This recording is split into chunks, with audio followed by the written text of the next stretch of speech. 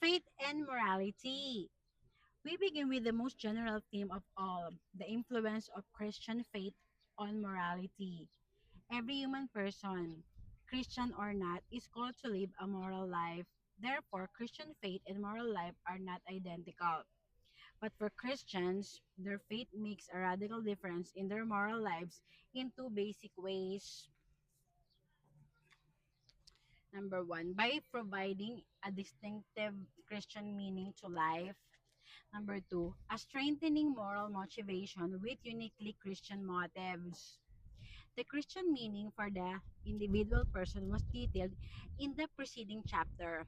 How Christ gives new practical meaning to the innate dignity of human persons, to what it means to be authentically free with a good and true conscience for the broader vision of this personal meaning within the real world context with all its problems, evils, and suffering. Faith brings supper meaning. In the Christian vision, the world is the whole human family, the theater of human history.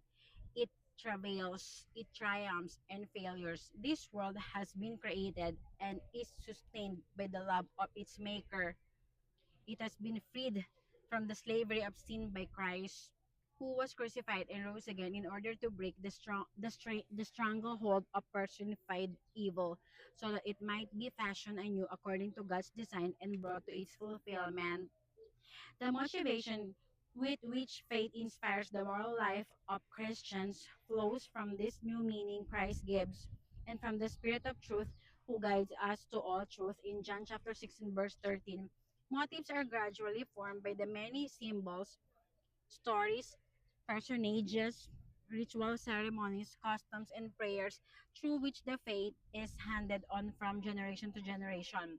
Thus, not only the mind but the imagination, affections, heart, and will of the Christians are deeply touched by faith in Christ. This motivation by beginning its vision of a church renewed with the way of Lord Jesus and the call of Lord Jesus today. Christian faith radically influences the moral life of the followers of Christ. Letter A. By giving reasons for acting in a Christian way. The Christ of the Gospels provides a new perspective which help us to interpret the relevant moral aspects of our daily life situations. He is the light that illumines our conscience with the truth so we can judge what is God's will, what is good, pleasing, and perfect in Romans chapter 12, verse 2. God's word is living and effective, sharper than any two-edged sword. It judges the reflections and thoughts of the heart in Hebrews chapter 4, verse 12. By developing the attitudes and disposition of Christ, Christians grow up with the gospel stories of Christ's care for the poor, his fidelity to his Father, his sacrificial love. We honor Mary and the saints for their heroic virtues in following Christ through the power given them by the Holy Spirit. Thus, Christ-like attitudes are built up with test and interpret all things in a truly Christian spirit. By inspiring Christ-like affections, the Christ of the gospel naturally attract us as Christians. Our natural affective nature is formed under the sacramental influence of our baptism, confirmation, confession, and weekly Eucharist celebrations. Our parish liturgy is a school which helps form our affections on the models of Christ's own affectivity, but most of all, it is through the grace and power of the Holy Spirit, whom our Heavenly Father sends us, that our affections are ever more closely conformed to the image of His Son in Romans chapter 8, verse 29. In summary, faith gives rise to and calls for a consistent life commitment.